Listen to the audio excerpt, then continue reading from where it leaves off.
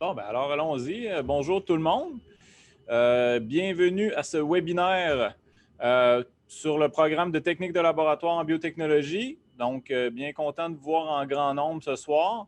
Je me présente rapidement. Je m'appelle Jean-Philippe Gaulin. Je suis enseignant au programme de technique de laboratoire en biotechnologie ou TLB, comme on l'appelle. Je suis aussi coordonnateur du programme. C'est moi qui va être principalement à l'animation pour le webinaire de ce soir. Mais je ne suis pas seul. J'ai une équipe avec moi. Donc, on va vous présenter rapidement le programme. Ça va vous permettre sûrement d'en savoir pas mal plus sur qu'est-ce que c'est en tant que tel le programme de TLB. Il va y avoir aussi une période de questions à la fin. Donc, on compte environ une vingtaine de minutes là, pour la courte présentation, plus une période de questions à la fin. Le clavardage est ouvert présentement. Fait que dès maintenant, si vous avez des questions, n'hésitez pas à écrire dans le chat ou le clavardage. Et puis, à la fin, on reviendra avec vos questions. Alors, je vous présente rapidement comment ça va se dérouler. On va commencer par définir un peu c'est quoi les biotechnologies. C'est un mot que plusieurs personnes connaissent, mais peu de monde savent vraiment c'est quoi. Donc, si vous êtes ici dans l'atelier aujourd'hui, c'est parce que vous avez un intérêt pour les sciences, mais on va voir plus précisément qu'est-ce que c'est les biotech. Et après ça, bien, une fois qu'on va avoir cadré ça, on va pouvoir parler du programme un peu plus, du programme en tant que tel, quel type de cours il y a dans le programme, c'est quoi les différentes options pour les stages. Et suite à ça, on va voir, bien, une fois qu'on a un diplôme en biotechnologie, un diplôme technique, qu'est-ce qu'on peut faire avec ça? Donc, on peut aller travailler, mais on peut aussi aller à l'université. Donc, on va explorer rapidement les différentes options. On va avoir aussi des témoignages, en fait, d'étudiants. Donc, un étudiant du programme présentement en première année, puis un ancien étudiant, donc un finissant qui est allé sur le marché du travail, qui est présentement à l'université, qui vont pouvoir vous parler un petit peu de leur parcours, puis la période de questions par la suite.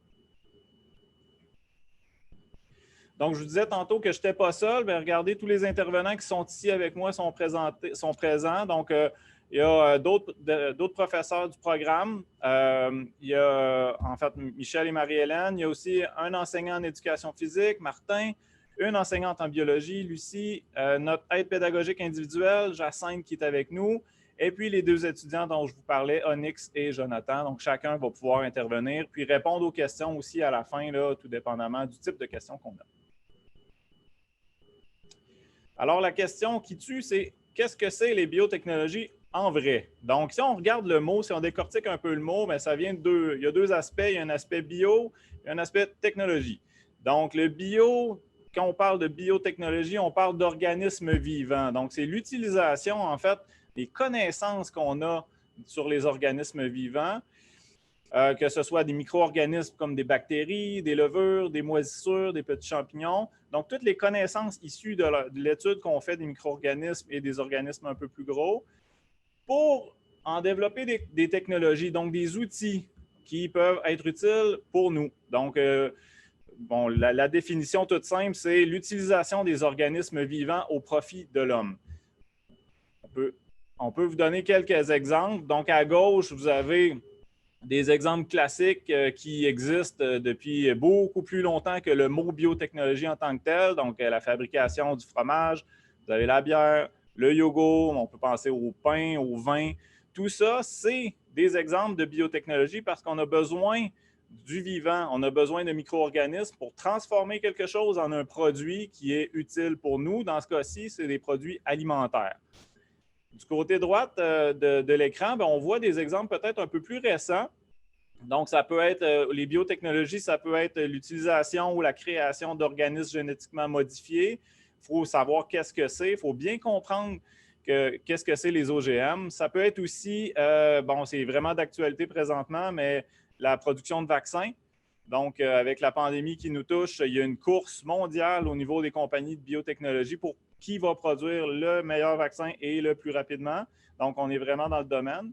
Puis aussi, si on regarde un autre aspect plus environnemental, bien, avec les biotech, on peut trouver des solutions à des problématiques environnementales, notamment, par exemple, la production de biocarburants avec des microalgues qui pourraient remplacer les carburants fossiles. Fait que vous voyez que c'est assez diversifié tout ça.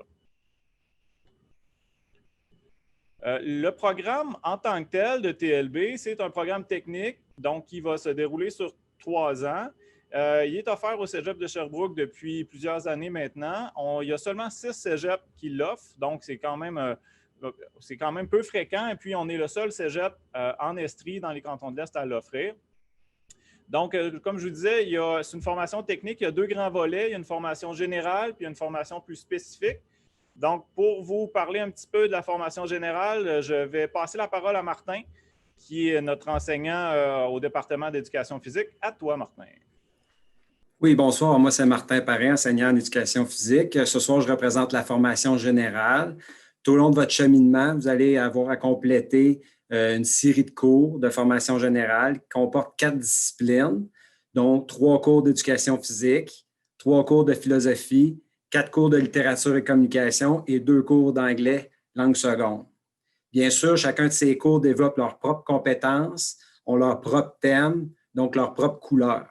Par exemple, en éducation physique, il y a un cours, le premier, qui est sur les concepts de santé mieux-être. Le deuxième cours, c'est le développement technique dans le domaine d'un sport, une technique sportive.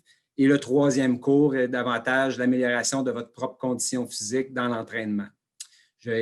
N'hésitez pas, si vous avez des questions au sujet de la formation générale, Jacinthe et moi, on est là aussi pour vous répondre. Et je passe la parole à Lucie. Bonne soirée. Bonjour, moi je m'appelle Lucie Bolduc, je suis enseignante en biologie. Alors, Martin vient de vous parler de la formation générale, c'est-à-dire la formation générale, ce sont les cours qui sont suivis par tous les étudiants au cégep, peu importe leur programme. Moi, je vais vous parler de la formation spécifique, c'est-à-dire les cours qui sont suivis uniquement par les étudiants du programme de biotechnologie.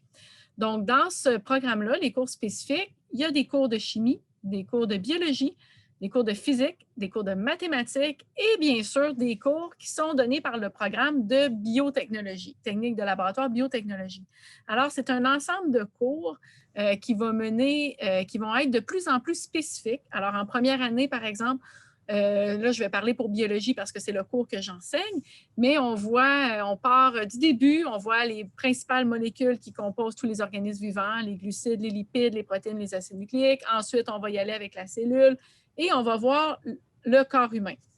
Ensuite, chaque discipline va donner des cours particuliers, chimie, physique, maths. L'objectif, c'est que l'étudiant ou l'étudiante ait une formation scientifique, une culture scientifique générale de base, et ça va le préparer à ses cours plus spécifiques dans le domaine des biotechnologies. Et il y a aussi des cours donnés par le département de biotechnologie qui sont donnés dès la première année. Alors, je vais offrir la parole à Michel, un enseignant du programme de biotechnologie. Merci, Lucie. Donc, bonjour à tous. Moi, effectivement, c'est Michel Larrivée. Je suis enseignant dans le programme technique de laboratoire biotechnologie. Dans le cadre du programme, vous aurez une variété de cours et de laboratoires dans le domaine des biotechnologies. Je suis présentement dans un laboratoire de microbiologie et Chantal, derrière moi, qui est une de nos techniciennes, justement, réalise présentement des tests d'identification bactérienne. Donc, ici, en microbiologie, en plus des bactéries, vous aurez également à travailler avec des champignons, des virus et également des microalgues. Si on regarde tout derrière, donc, il y a justement des unités de fermentation qui permettent de faire la culture de microalgues en plus grand volume. Vous aurez bien sûr donc d'autres laboratoires également, donc comme génie génétique qui permet de travailler avec l'ADN, l'ARN et des protéines. Et également, donc juste un autre exemple, en toxicologie, avec lequel on va pouvoir vérifier l'impact de contaminants chimiques sur différents organismes comme les plantes et des microcrustacés. Maintenant, allons voir Marie-Hélène de son côté. Merci, Michel. Moi, c'est Marie-Hélène Laprise. Je suis enseignante aussi en biotechnologie. Nous sommes présentement dans le laboratoire dans lequel je donne mes cours. Je donne principalement des cours d'histologie et d'immunologie. J'en profite pour vous présenter Dominique, qui est à l'arrière de moi. Dominique est une de nos anciennes étudiantes et maintenant, elle est technicienne en travaux pratiques et elle m'aide justement dans le cours d'immunologie. Présentement, elle poursuit une expérience que les étudiants ont débuté la semaine dernière et qu'ils vont terminer demain. Je vais vous parler plus précisément en fait des stages. Michel, est-ce que tu pourrais rajouter les diapositives, s'il te plaît?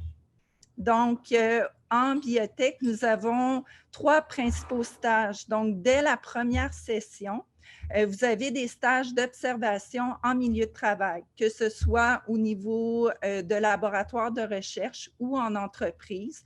Ce sont des stages d'une durée de 2 à 3 heures qui sont échelonnés habituellement sur 5 semaines. Donc, ça vous permet d'aller visiter différents sites de stage pour voir le travail d'un technicien donc dans le domaine des biotechnologies.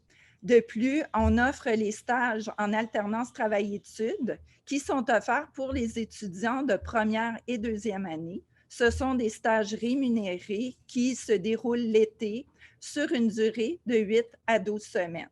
On a aussi les stages pratiques non rémunérés de fin de programme. En fait, c'est votre dernier cours. Il s'agit de stages qui vont se dérouler sur une période de 4 semaines à raison de 4 jours par semaine et c'est possible aussi de les faire à l'extérieur du Québec. Donc, on a eu des étudiants qui sont allés au Brésil, en France, en Suisse et en Allemagne. Il y a aussi une nouveauté. Donc, à partir de l'année prochaine, ce sera possible de s'inscrire au cheminement recherche-études. Il s'agit d'une initiation, en fait, à la recherche et cette initiation-là se fera sous forme de mentorat. Donc, les étudiants en deuxième et en troisième année pourront contribuer au projet de recherche d'un étudiant à la maîtrise ou au doctorat, et ce, à raison de 3 heures par semaine. Je passe maintenant la parole à Jean-Philippe. Merci, Marie-Hélène. Donc, on vient de voir un petit peu les cours, les stages dans le programme. Maintenant, ce que je veux voir avec vous, moi, c'est une fois l'obtention de votre diplôme, qu'est-ce que vous pouvez faire avec? Donc, premièrement, je vous rappelle que c'est un diplôme technique, donc ça vous donne accès directement au marché du travail, contrairement à un programme préuniversitaire. Donc là, le marché du travail s'ouvre à vous avec différentes possibilités parce que le domaine des biotechnologies, c'est un ensemble de disciplines. Donc, on peut aller travailler dans des labos de recherche, soit au privé, soit dans le public, notamment au CHU, où il y a plusieurs laboratoires de recherche qui ont besoin de gens pour travailler, pour faire les manipulations. Ça peut être dans les entreprises pharmaceutiques ou de biotechnologie. Donc, je reviens avec mon exemple de vaccin tantôt. C'est un secteur qui présentement roule beaucoup. Les laboratoires agroalimentaires, donc plus associés à la production des aliments. Labo en environnement, labo en contrôle de qualité ou, comme notre technicienne Dominique, justement, dans le milieu scolaire, que ce soit au collégial ou au secondaire. Donc, vous voyez qu'il y a quand même pas mal de possibilités différentes. Et si jamais vous avez vraiment la piqûre des sciences et des biotechnologies, vous avez tellement aimé votre parcours ici que vous voulez continuer à l'université, sachez qu'il y a pas mal d'ouvertures.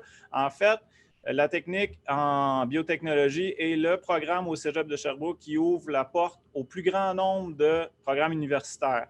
Donc, c'est quand même intéressant à savoir. On a des ententes avec différentes universités au Québec et un collège à Ottawa. Et puis, vous avez la possibilité de vous inscrire dans une panoplie de programmes universitaires. Je ne les nommerai pas tous, mais vous voyez qu'il y en a quand même plusieurs. Donc, ça peut être très intéressant si vous voulez poursuivre. C'est pas mal certain que vous allez trouver quelque chose, un domaine qui va vous intéresser. Donc, maintenant, je vais passer la parole à Onyx, qui est un étudiant en première année, qui va vous parler un peu de son cheminement et puis peut-être nous dire pourquoi il a choisi le programme de biotech. Donc, à toi, Onyx. Salut, moi je m'appelle Onyx. En fait, si j'ai choisi le programme de biotechnologie, c'est parce que moi je voulais faire des sciences depuis très jeune. Alors là, c'était juste de trouver le bon programme pour moi. Donc j'ai cherché, puis après ça, quand j'ai vu le programme de biotechnologie, puis j'ai vu que après le 3 ans, je peux directement aller sur le marché du travail ou aller à l'université, dépendant de ce que je préfère. Puis qu'en plus, la majorité des cours que je fais, c'est souvent du pratique. J'ai beaucoup de laboratoires par semaine. Ça me permet de vraiment pouvoir faire les sciences que je veux faire. Puis aussi, la transition pour le secondaire cégep n'est pas si pire d'après moi, malgré la pandémie actuelle. Moi, vu que mon secondaire a fini beaucoup plus tôt que prévu, j'ai passé beaucoup de mois sans aller à l'école. Fait que quand je suis retournée au cégep, c'était étrange.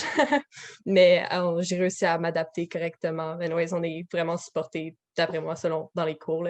J'ai tous mes profs qui m'aident si jamais j'ai besoin d'aide. Puis aussi, avec les laboratoires, on a les techniciennes qui sont là pour nous aider si jamais on a des questions, les profs aussi.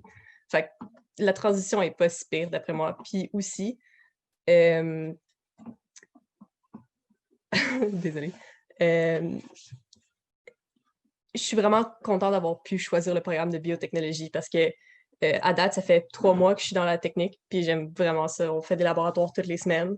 Ça fait plus de travail, par contre, à cause des rapports de laboratoire, mais genre, ça vaut la peine vu que c'est vraiment ça que je veux faire. Maintenant, moi, j'ai juste vécu ma première session, fait que je peux pas vraiment vous parler du reste du programme, alors que Jonathan, lui, il a déjà eu son diplôme.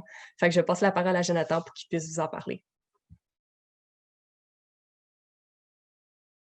Merci beaucoup. Alors, moi, c'est Jonathan.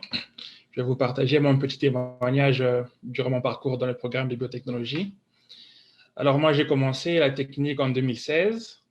Ça remonte à longtemps quand même. Je l'ai fini en 2009. Et après avoir eu mon diplôme, je suis allé travailler dans une compagnie en biotechnologie qui s'appelle PhenoSwitch. J'ai travaillé en tant que technicien de laboratoire. Et conformément à mon plan, à mon projet de carrière, j'ai décidé de rentrer à l'université. Du coup, j'ai profité des passerelles DEC-BAC. Là, je suis à l'université de Sherbrooke et je suis dans le programme de biologie moléculaire et cellulaire. Alors, je dirais que j'ai choisi de faire une technique parce que c'est le meilleur moyen de savoir si on est dans le bon domaine, parce qu'en faisant une technique, on est directement mis en condition presque de travail, parce que les cours sont vraiment axés sur le marché du travail, les techniques qu'on apprend sont vraiment axées sur le marché du travail, et ça permet de savoir vraiment si c'est vraiment ce qu'on veut faire par la suite. Et le fait d'avoir de nombreux stages d'observation et stages pratiques à la fin, ça permet vraiment de renforcer l'idée qu'on est à la bonne place ou malheureusement de ne pas renforcer cette idée-là. Je dirais que j'ai choisi vraiment la biotechnologie en particulier parce que j'ai toujours aimé faire vraiment les sciences biologiques et je trouve que la biotechnologie rassemble beaucoup de sciences à la fois. Et je trouve que c'est vraiment important de faire les choses qu'on aime parce qu'au fur et à mesure qu'on passe les années dans la technique, ça devient un peu demandant en énergie et en motivation. Et c'est très important de faire ce qu'on aime parce que ça permet justement de se surpasser quand ça devient difficile. Et pour finir, je dirais que j'ai vraiment beaucoup appris dans ce programme parce que ça m'a permis de me développer en tant que personne aussi. Parce que moi, venant d'un autre pays, j'ai pu être dans un environnement familial parce qu'en faisant une technique, on est vraiment dans un aspect familial parce que c'est le même groupe pratiquement qu'on a toutes les 3 années. Donc, ça permet vraiment de renforcer des liens avec des élèves vraiment très gentils et joviales et des professeurs toujours prêts à aider les élèves. Et parfois, on fait beaucoup plus qu'il n'en faut, mais c'est vraiment pour notre bien toujours. Merci, je vais vous repasser Jean-Philippe. Merci beaucoup à vous deux. Très intéressant de vous entendre. Michel, si tu veux bien remettre la diapositive. Donc, on est rendu pratiquement à la fin de la présentation. C'est juste une petite dernière diapo avec des infos. Si vous avez besoin de plus d'informations sur le programme, vous avez ici l'adresse pour notre page web en lien avec l'adresse, la page web du Cégep. Au sujet des préalables, des inscriptions, des admissions, vous avez l'adresse ici de Jacinthe Leroux, qui est notre aide pédagogique individuelle.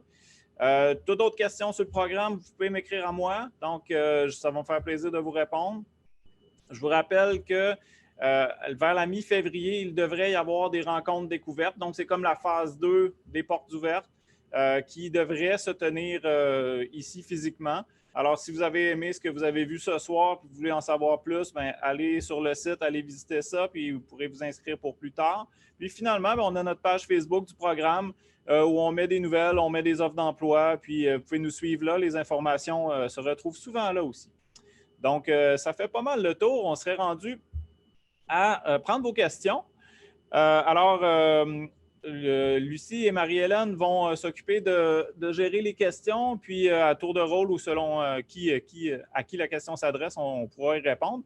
Mais avant de rentrer là-dedans, je voudrais juste passer la parole à Jacinthe Leroux, qui est notre aide pédagogique, comme je mentionnais, pour qu'elle puisse se présenter, puis peut-être parler un petit peu des préalables, là, justement, parce que c'est souvent une question qui revient. Donc, à toi, Jacinthe. Bonjour, bonsoir plutôt. Mon nom est Jacinthe Leroux, aide pédagogique individuelle. Pour ceux et celles qui ne savent pas c'est quoi un aide pédagogique, moi, je suis responsable de votre parcours scolaire, de l'admission à la diplomation. Ma principale fonction, c'est de m'organiser que vous ayez les cours, de façon le plus court possible. Donc, si vous voulez ajouter un cours, enlever un cours, s'il se passe quelque chose de difficile au niveau scolaire, je suis souvent la porte d'entrée pour pouvoir en discuter.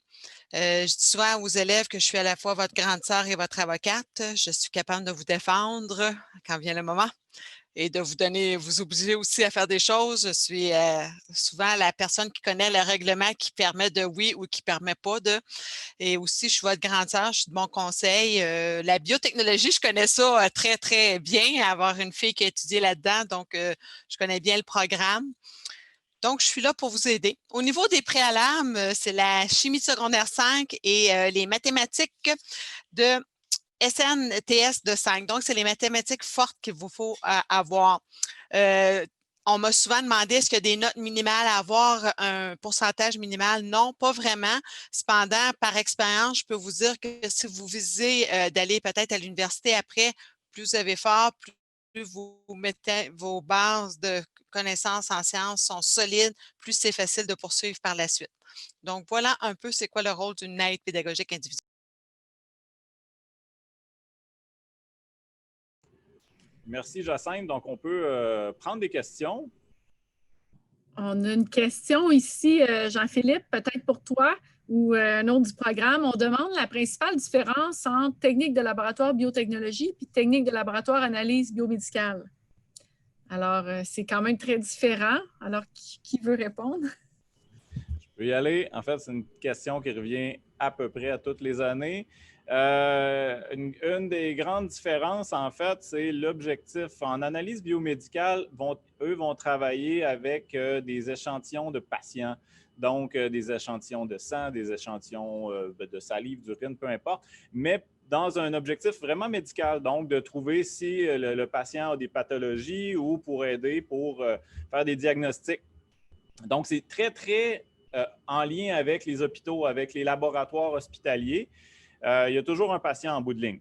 Tandis que nous, ce n'est pas vraiment le cas. Ça peut l'être si on travaille en recherche plus fondamentale pour développer des médicaments, développer des traitements contre certaines maladies, mais ce n'est pas obligatoire. Et si on travaille en environnement ou on travaille dans le milieu scolaire, on n'est pas du tout à travailler avec des échantillons cliniques. Okay? Donc, la grande différence est vraiment là, c'est la sortie biomédicale. Bien, vous l'avez, il y a le terme médical dedans.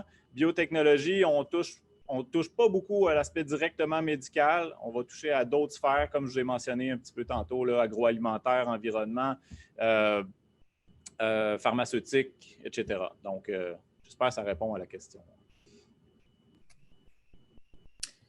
Puis, il y avait une suite de cette question-là, Jean-Philippe. Quelqu'un demandait, est-ce que quelqu'un qui a fait une technique TLB peut ensuite aller travailler dans les labos hôpitaux? Bonne question. En fait, il y a certains laboratoires où les techniciens en analyse biomédicale vont travailler qui demandent d'être membres de l'ordre de l'OPTMQ, qui est l'ordre professionnel des technologistes médicaux. Nous, nos diplômés ne sont pas membres de l'OPTMQ. Donc, la réponse courte, c'est non pour plusieurs labos hospitaliers là, dans le domaine du lab médical. Puis, je pourrais peut-être ajouter qu'avant que la technique de biotech existe, bien, il n'y avait que la technique d'analyse biomédicale. Alors, ces gens-là se retrouvaient aussi des fois en recherche souvent. Mais depuis qu'il y a la technique de biotech, la plupart du temps, les gens qui vont travailler dans les hôpitaux, c'est faire des tests d'analyse. Vous prenez une prise de sang, bon, ben, c'est le genre de test qu'ils vont faire, analyser les sangs, l'urine, etc. Ça, c'est vraiment labo médical. Et ceux qui vont travailler dans les laboratoires de recherche, ça peut être médical pour développer ces tests-là, ça va être plus biotech.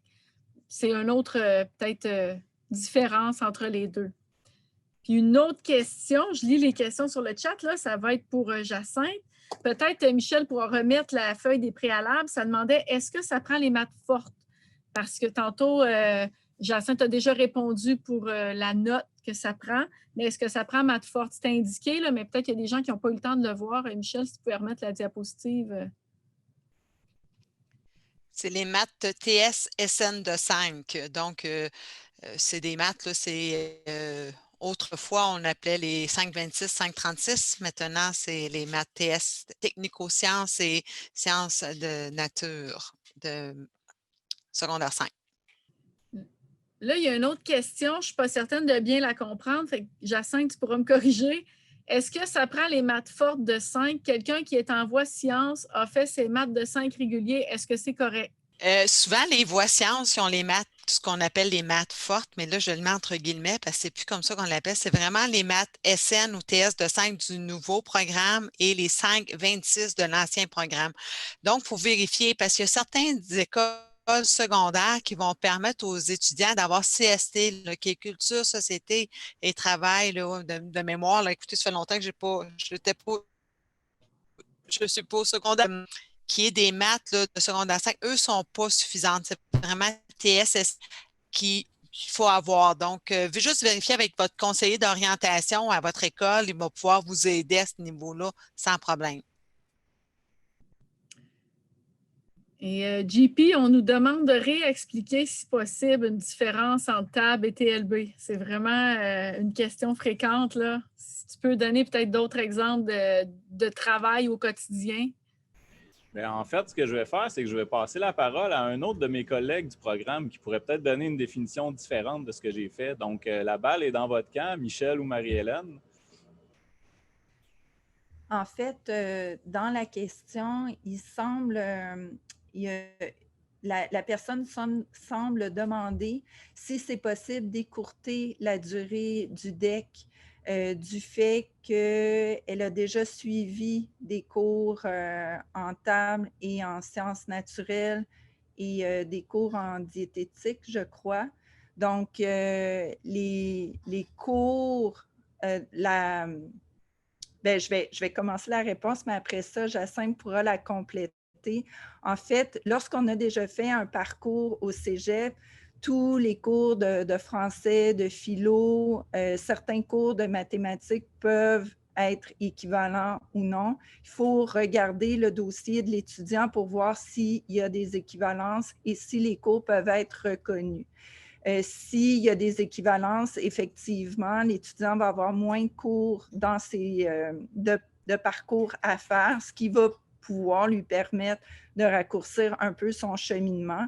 Ceci étant dit, on a beaucoup de cours de discipline en deuxième et en troisième année. Donc, ce sont quand même des parcours qui sont assez chargés. Donc, c'est plus difficile de raccourcir le nombre d'années. Est-ce que tu voudrais rajouter quelque chose, Jacinthe? Effectivement, c'est assez rare qu'on réussisse à réduire le 3 ans. Là, c'est plutôt rare. On va plutôt alléger les sessions parce que je n'ai pas vu souvent un étudiant arriver puis se faire créditer une session complète de cours. C'est peut-être possible, mais plus difficile. Naturellement, lorsque la personne est admise, moi, je fais l'analyse du dossier et si je vois qu'il y a des possibilités de créditer des cours, à ce moment-là, je vais demander à l'étudiant de me faire parvenir les plans de cours. C'est important que les personnes comprennent qu'il faut absolument avoir les plans de cours afin que je puisse les faire parvenir aux enseignants qui vont évaluer, voir est-ce que l'étudiant a vraiment atteint tous les objectifs du cours. Parce que des fois, de passer trop rapidement et s'il nous manque des éléments, ça nous nuit pour les cours suivants. Parce que vous allez remarquer souvent dans les techniques, beaucoup de cours sont préalables d'une session à l'autre. Donc, il faut faire attention de ne pas manquer d'éléments parce qu'un jour ou l'autre, on peut se faire rattraper. Donc, on essaie vraiment de raccourcir le plus possible le programme, mais en s'assurant que toutes les données, toutes les compétences sont acquises et vont pouvoir vous permettre là, d'atteindre vraiment l'objectif qui est de diplômer dans le programme. Puis peut-être pour revenir à la question sur la distinction entre analyse biomédicale et TLB, comme le disait Jean-Philippe, en fait, analyse biomédicale, les laboratoires sont à l'hôpital ou en clinique. Donc, c'est vraiment en lien avec un patient, soit la biochimie, l'histologie, tout ce qui est immunologie, microbiologie, mais pour voir, en fait, pour soutenir un diagnostic. Tandis qu'en TLB, ce sont tous les autres laboratoires. Donc, on va toucher la recherche et développement, on va toucher le génie biomédical, on va toucher l'environnement, les cosmétiques, l'assurance qualité. Donc, c'est vraiment tous les autres types de laboratoires, de la recherche fondamentale appliquée jusqu'à le suivi d'un produit, par exemple, en assurance qualité. Une question probablement pour Jacinthe. Bonjour, si ça fait entre 20 et 25 ans, est-ce que mes préalables du secondaire et certains cours du cégep pourraient être reconnus? J'ai une idée, mais j'aime mieux te laisser répondre. Pour ce qui est des cours, habituellement, le cours qui est fait, il est fait. Donc, si les cours du cégep sont faits, on va aller reconnaître des cours français, philo, tout ça vont être reconnus. Au niveau des cours de sciences, théoriquement, c'est reconnu automatiquement. Quand le cours est réussi. Cependant, je ne vous cacherai pas que des fois, on va regarder le dossier puis on va essayer de favoriser le plus possible l'étudiant. C'est souvent des causes que je vais aller voir l'équipe et je vais discuter comme si c'est des cours de biologie, je vais aller voir l'équipe de biologie, je vais dire où est-ce qu'on est, qu'est-ce qu'on en fait. Mais oui, les cours, théoriquement, là, ça devrait être reconnu, mais on essaie de mettre l'étudiant dans une situation où on va favoriser sa réussite et non le mettre dans des situations plus désagréables puis d'échecs. Tu peux rajouter, Lucie, si tu as d'autres éléments à ajouter, là, gêne-toi pas. Non, mais je trouve que c'était déjà parfait. Là. Comme tu disais, les cours de la formation générale, s'ils les ont fait, ils les ont fait, mais des fois, si microbiologie 1, il prépare très bien pour microbiologie 2, bien, des fois, l'étudiant va faire le choix de le refaire pour s'assurer de bien réussir parce que sinon, ça pourrait mettre en péril son microbiologie 2 et microbiologie 3. Fait que c'était dans cette optique-là. Même chose pour un cours de biologie qui est à la base de plusieurs autres cours. Fait que c'est sûr que dans ces moments-là, souvent, on va avoir une bonne discussion avec l'étudiant pour s'assurer qu'on cerne bien le problème parce que nous, il faut le documenter au niveau du financement au cégep si jamais là, le cours est théoriquement réussi. Donc, il faut quand même avoir de l'argumentation pour refaire le cours. Là. Ça ne se fait pas automatiquement, mais on ne laisse pas non plus l'étudiant dans le trouble non plus. On essaie le plus possible de l'accompagner dans tout ça. Bon, ça semble assez tranquille. Fait que peut-être qu'on pourrait clore le tout avec ceci. Donc, merci à tous d'avoir participé. Et si vous avez d'autres questions, comme je vous disais tantôt, n'hésitez pas. Donc, on est pas mal toujours présent en espérant vous revoir cet hiver pour les rencontres découvertes et l'automne prochain pour une éventuelle inscription. Donc, vous voyez à l'écran ce qui est présenté, c'est les principales informations pour nous rejoindre. Donc j'espère que vous avez apprécié. Puis, bonne soirée à tout le monde. Merci beaucoup.